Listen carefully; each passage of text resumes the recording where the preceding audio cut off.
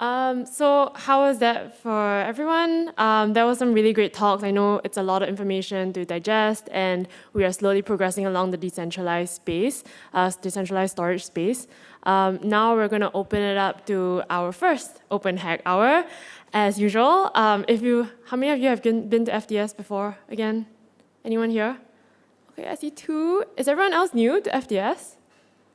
Okay, so the way that we usually do this is we have active participation in the room. It's a little bit of a new format, and I know we're used to talks and sitting back, but this thing is not going to build itself, and we're going to have to give input on this. So we did open up a forum to kind of, on our Twitter, to get open questions from the community on what they expect from decentralized storage and some questions that they have.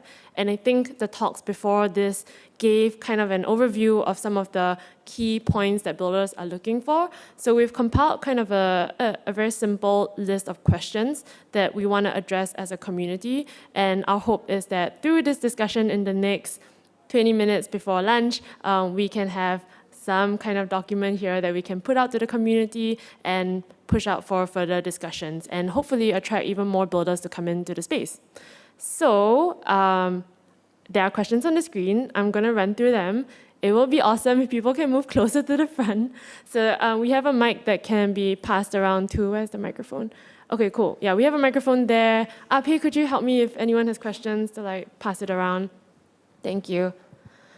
Okay, so we're going to do this. The first part, we have some context over here. So Filecoin is growing the impact of its data storage services for key use cases and increasing accessibility to these services to the multi-chain future. So not just within, I think for a very long time, we've been providing archival storage to bigger customers like institutions and maybe DeSci communities or academia that have really, really big data sets to store. But we want to, as Storacha shared earlier on, we want to capture, and Tableland and Textile is also trying to capture the hot storage market, so smaller pieces of data. How can we bring that to other ecosystems outside of Filecoin? Accessible through smart contracts. This is a really big question, right? And we often face this question when we go into conference weeks like this. So the first question is, how can we export Filecoin storage capabilities to other chains, and what are the opportunities or the challenges here? And one of the community questions that came from that is, do people care about decentralized storage? So yeah, I'm going to open up the floor for this question here. If anyone has any ideas on how we can bring that to other chains for them to easily store their data, I think SDKs are a really good example for people to easily build into their dApps and store small pieces of data. What do you think these chains are looking for, users in these chains are looking for, and how can we design a solution there or bring all these different services that in decentralized storage closer to that? Yeah? Okay. Alan, let's go. Okay, hi. Do people care about decentralized storage? Whenever I have talked to projects that are in the space, they genuinely do care about it. They want to do the right thing and use decentralized storage. But what's more important is that things actually work and they can put stuff in, retrieve stuff. At the moment, it feels like the more needed thing is kind of consistency and reliability over weird things. They just want an easy way to do the right thing. And particularly for NFT projects, I've found that they want decentralized storage, but they also want whoever's providing that to just get out the way, and they just want to be able to store things decentralized and not have to worry about it, and which is why I say consistency and reliability is super important. I think one of the challenges integrating Filecoin storage with other chains is okay. So I was talking to this company who are building on BitTensor the other day, and one of the I think is one of the challenges I think there, and probably in other chains as well, is that the mentality is very not made by us, then we don't want to really use it. So they're more willing to do things if it's just them, and the idea of like moving, like using someone else's chain is not super appealing. Perhaps that's just that particular project, but that feels like it might be a challenge, and I don't necessarily have the solution to that, but that does feel like something that you know, people want to stick within their own ecosystem, their own bubble, and not necessarily like I think the idea is good, and people are like, yeah, I really want to do that. But then I think when it comes down to it, they're like, but actually we would like you know, something that we've built within our ecosystem, and it just ends up with all of these different chains, like building their own kind of solution for that, unfortunately, and which kind of sucks because Filecoin has such a good solution for it. I think that's all I wanted to say. A quick follow-up question to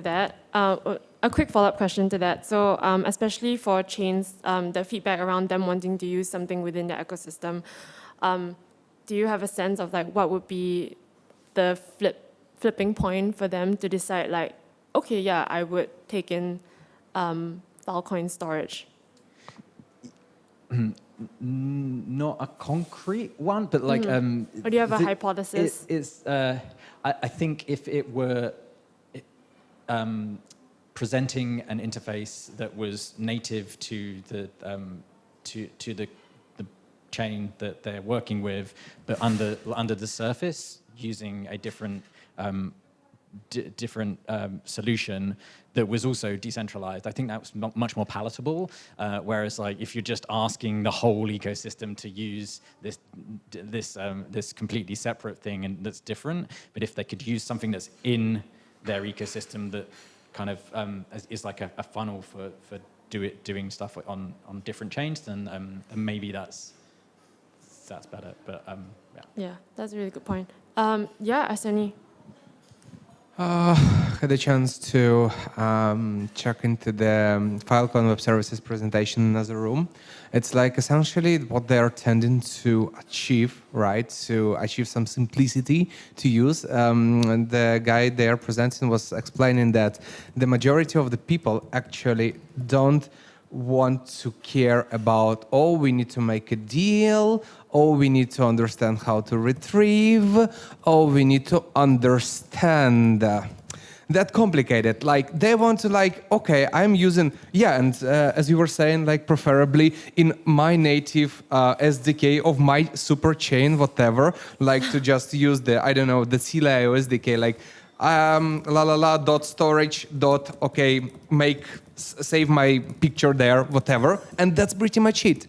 They don't want to understand what lies beneath. If you want to have this wider and bigger adoption, really, we need to have something that brings like a no-brainer solution. Like, okay, we really want to store the data in the decentralized way, but if we need like more than a few hours to figure out how it works, then we probably use AWS or whatever, S3, whatever. So we need like a simple interface.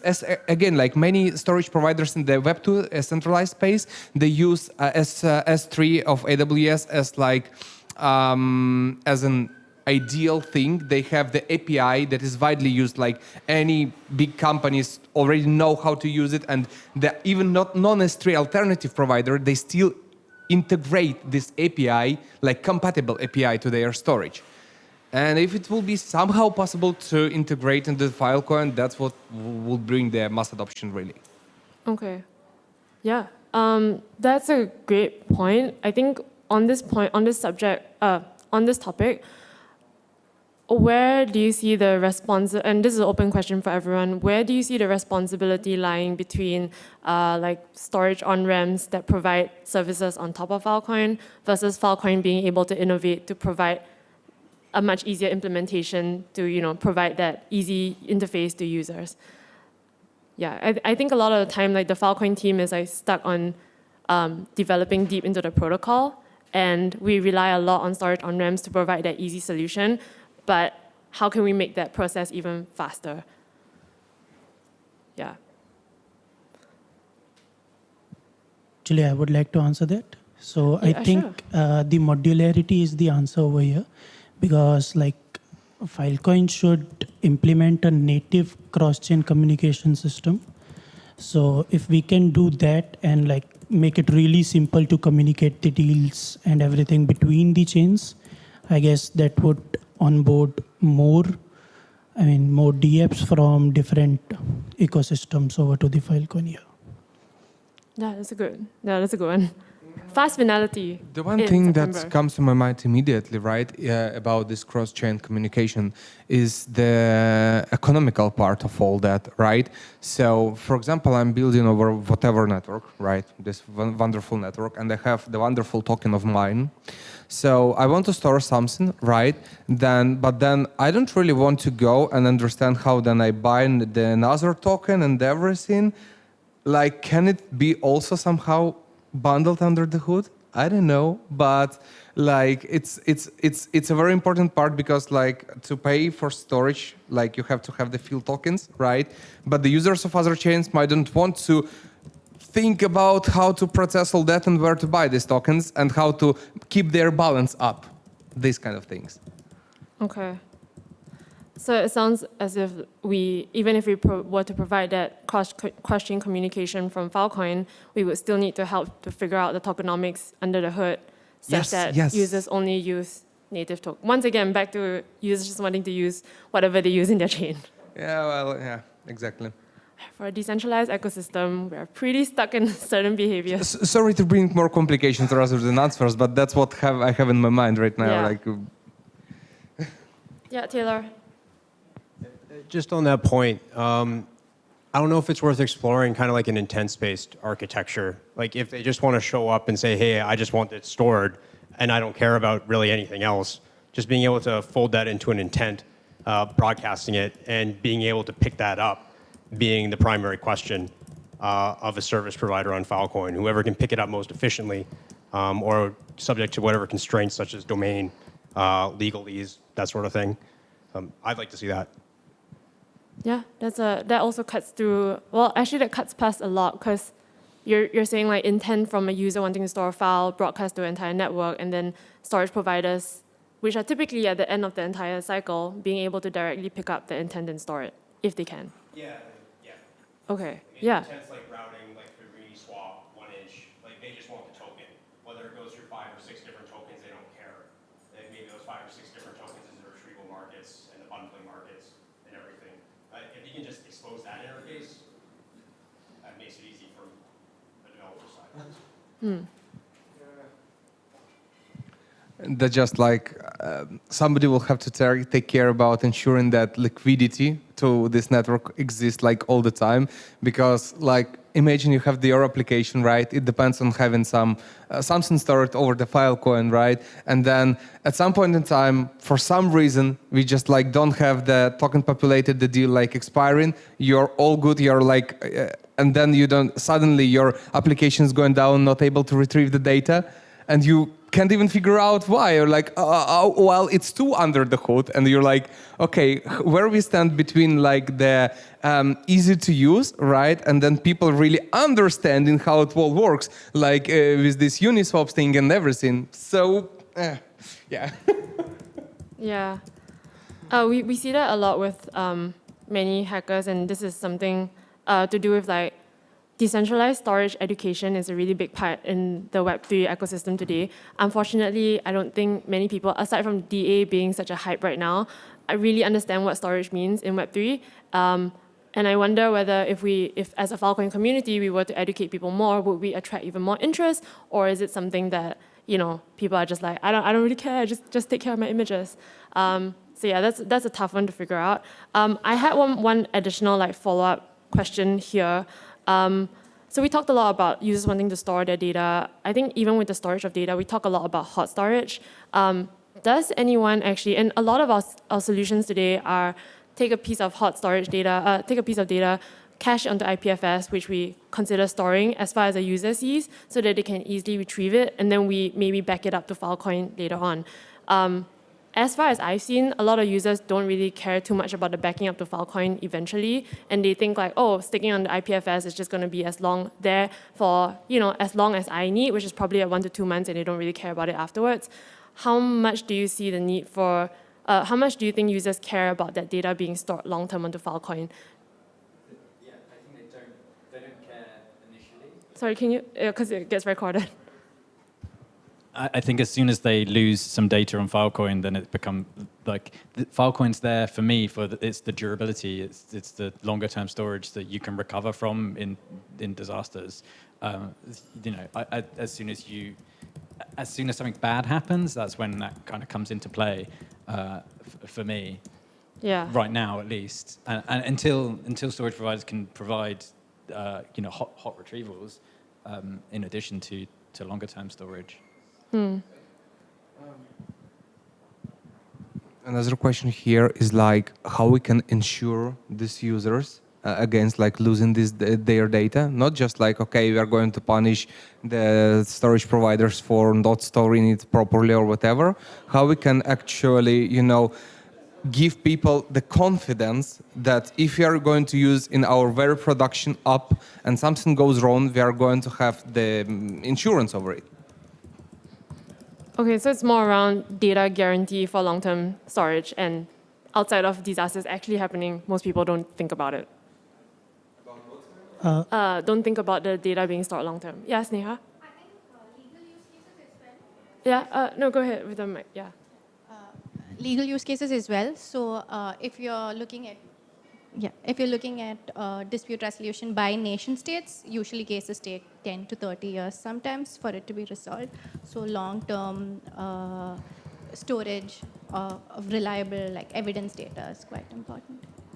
Okay, so maybe it's because you're looking so much at the common user, but thinking more about like institutional needs or like legal needs, these use cases can store for much longer time. Okay. Yeah, and I also think it's back to the point around education. It's like really, really think about your data. Are you really okay with it disappearing? Like you don't think about disasters till they happen, and maybe it's about reinforcing that even more with the community so that there is a demand for services to go beyond IPFS pinning. Yeah. Okay, kind of switching tones a little bit. So thanks so much everyone for like the input on decentralized storage and where we can find that product market fit. The next piece is a question that comes from the community too. So what are builders and projects looking for from Filecoin storage in terms of, so I think earlier a few key traits were mentioned by Storacha and by Tableland around, and also by Data Zen around provenance and traceability. Are there any other key features that you think users want today from storage? This will go a long way to helping the Filecoin team also kind of build out new workflows on how we can provide these. Yeah. Yeah, go for it. So I think a lot of applications built on top of IPFS make sure that the data cannot be deleted. But then when you look at the law, especially GDPR, there are some requirements that require you to delete the data completely. So yeah, the ability to delete would be one. Okay, yeah, no, thanks for that. That's a really good one.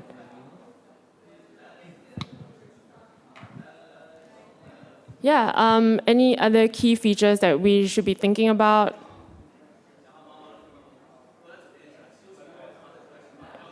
I guess data accountability should also be taken into consideration, like.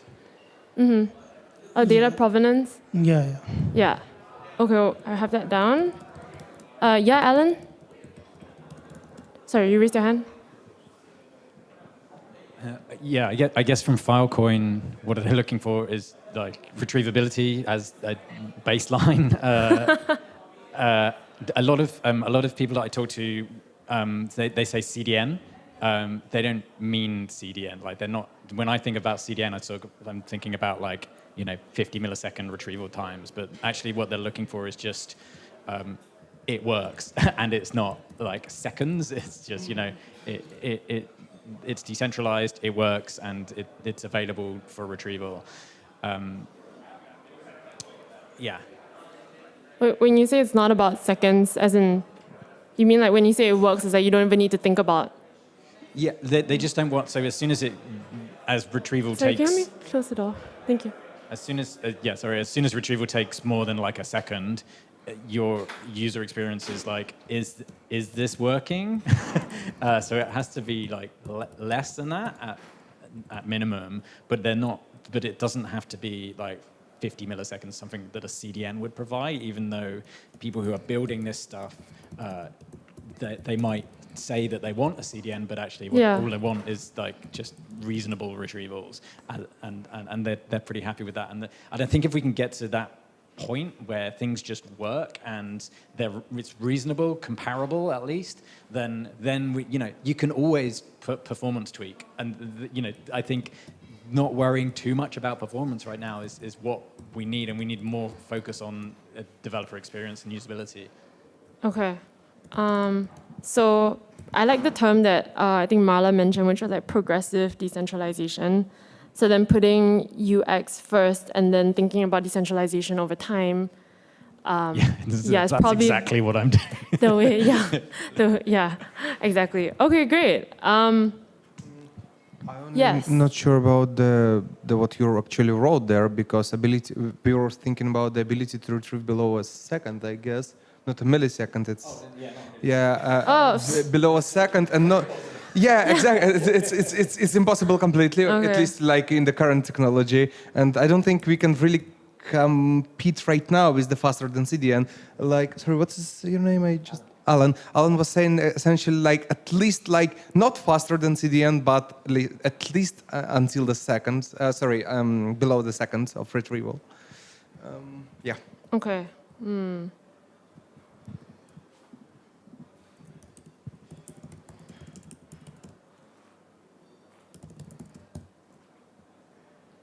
Okay, and then, sorry, just trying to be like super fast with retrievals to the point of like breakneck speed.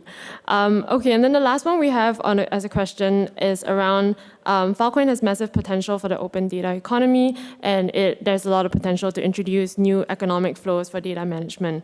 I think a lot of storage on-ramps are tackling this today around how you can do monetization of data with retrieval, storage, and compute. What are some key economic workflows for data management, and how can these be native to the Filecoin ecosystem and economy?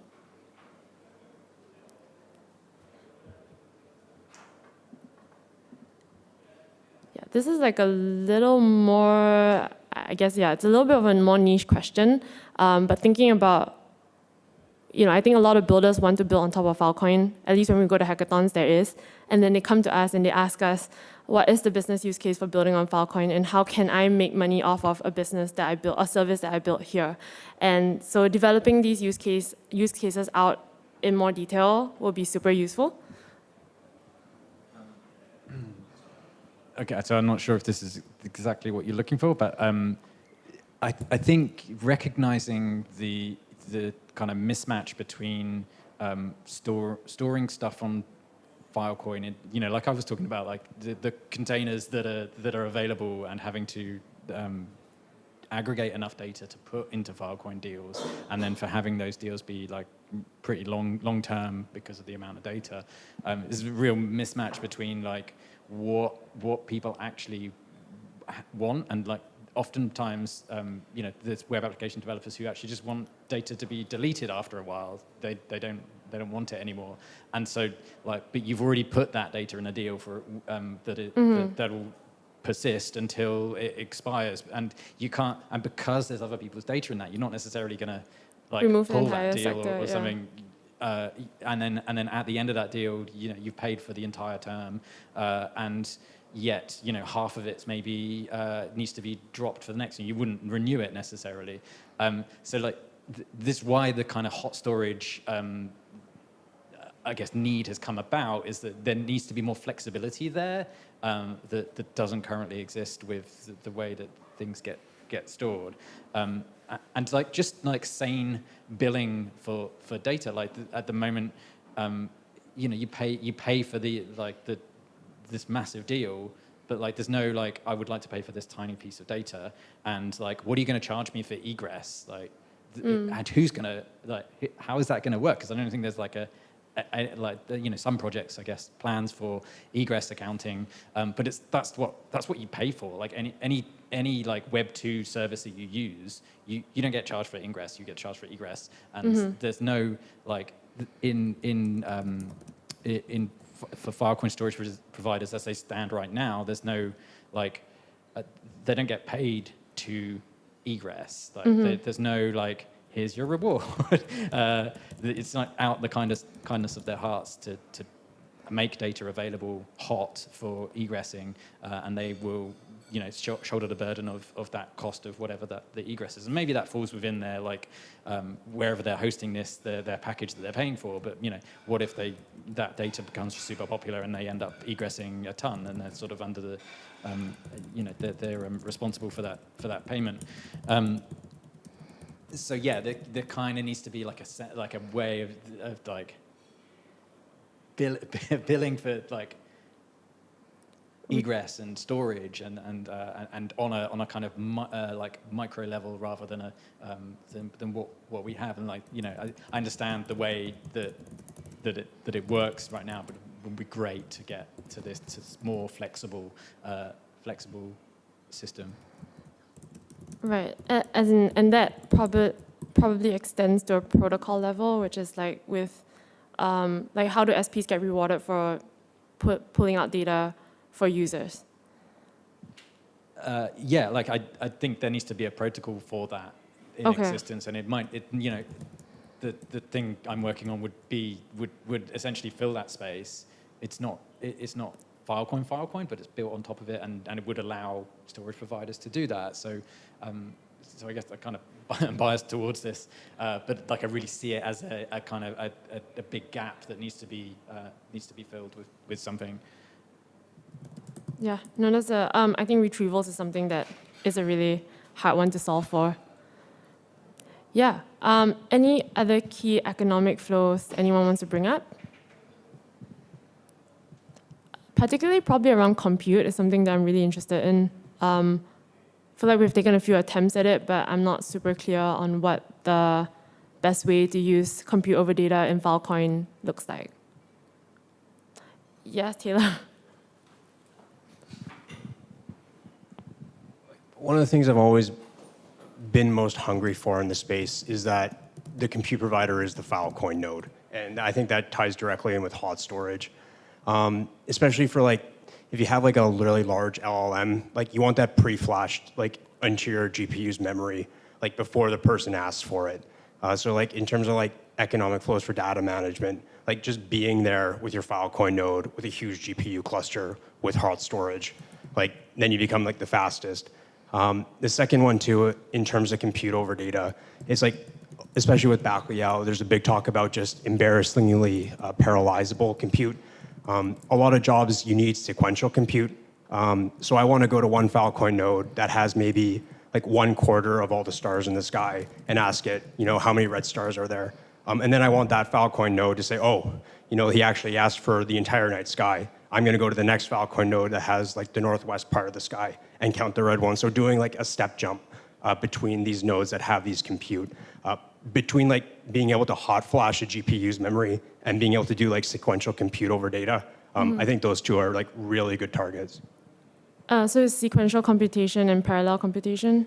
Well, yeah, Bacliao, it's really good at parallelizable jobs. It can just schedule and just display out. But there's so many jobs that one part of your compute relies on another memory part of compute has to be sequential. So being able to handle basic sequential jobs where you can just go to one database, do the job, go to the next one, and do a sum. Yeah, Alan? Yeah, I think that's a really good point. I would just thinking about that. I would love to see a kind of those primitives where you've got you can specify what your flow looks like for your data, what you want to, but for deploying applications to the decentralized web and being able to have these kind of queues or functions that run would be really cool to have the tooling there to be able to just deploy that and not worry about it quite so much as in who am I deploying it to? I'd like to just be deploy it to the decentralized web. I don't care who's running it. I just need I need this computation to be done. The results of this computation are going to feed into this, and feed into something else. And I just want the data to be then stored on like Filecoin. So so just building on that and building on what Taylor said too, it's kind of like you're able to see your data flow through. Like there's a fixed flow of how your data is supposed to go through, and at every single phase, there is already like set of providers that are like subscribed and ready to provide that service for each part of your data, so you don't have to think twice about the agreements to make. Right? Is that how you're thinking about it? Okay. Yeah, exactly. And just like so I'm sort of drawing parallels with like deploying things to like more centralized services, like the primitives of like queues and functions that run, and so you can put things into a queue and it can get processed, and perhaps the whoever's providing the queue is like a decentralized node in and of itself, or set of nodes. Whoever's providing the function is a set of decentralized nodes, but then being able to sort of orchestrate the flow, like either. I don't know if it's necessarily I want to orchestrate the flow, but more like I want these primitives to be deployed so that the compute can then send the data to the queue, and then things can be picked off there, or I don't know, it's something like that. Yeah. The idea that like deploy to cloud, where cloud is decentralized storage, not a centralized service, would be super cool. Yeah. Okay. Yeah. I see. I kind of see. I kind of get the idea of like, yeah, you're not trying to like specify what the flow is, but it should be a foundational flow enough to get that data computed. Yeah. Yeah. Okay. Maybe, like, if I were to name drop, like Yeah. kind of an example, there's camu.dev. How do you spell that? KAMU. Yeah. Camu.dev in terms of like kind of like that orchestration kind of thing. They have like an open data fabric kind of like schema that they go with, and allows you to kind of like just kind of do that sort of thing. So how that fits kind of at the protocol level, I have no idea, but like they're using Apache Spark and stuff, and so. Yeah. I'll go check that out. Yeah. No, I don't know too much about it, but that sounds like a good example to look at. Yeah. Okay. Any other questions or thoughts that people want to contribute to this, which I know I've taken like pretty scratchy notes. I'll tidy it up and then fact check. Bear with me, thank you. But yeah, I mean, we hope to put this out to the community and start the discussion there. Is there anything else that anyone would like to raise as part of this decentralized storage conversation? All good? Thank you so much, everyone. Really appreciate that discussion.